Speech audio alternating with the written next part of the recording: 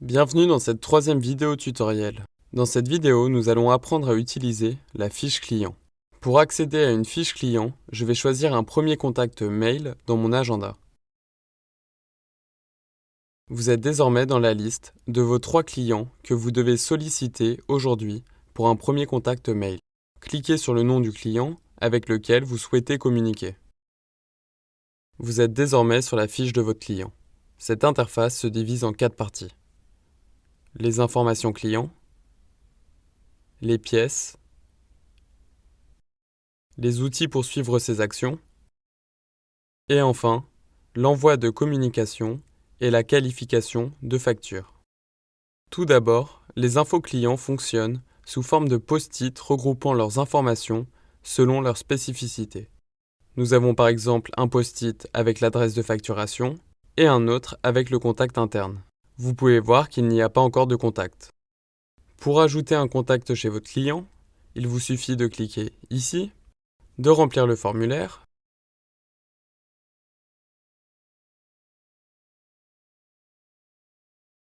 et d'ajouter ses disponibilités si nécessaire.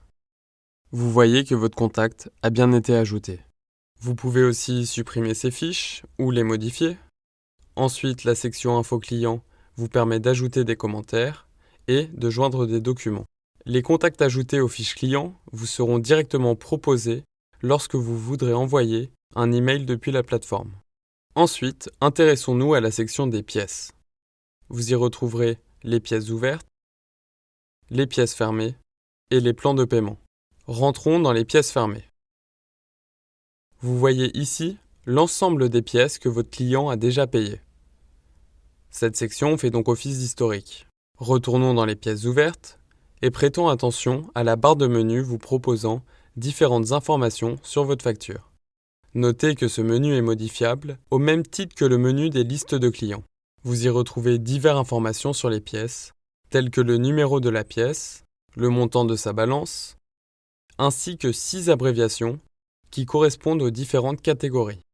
La catégorisation est une fonction essentielle de DSO Suite. Elle vous permet de qualifier les pièces en fonction des actions réalisées et des informations que vous récoltez. Après avoir réalisé une action, vous devez donc qualifier les pièces concernées, non seulement pour en garder un historique, mais aussi pour programmer votre prochaine action sur ce compte client.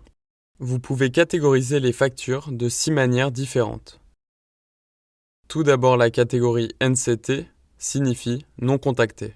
C'est la catégorie par défaut pour toute nouvelle pièce qui est intégrée dans l'application.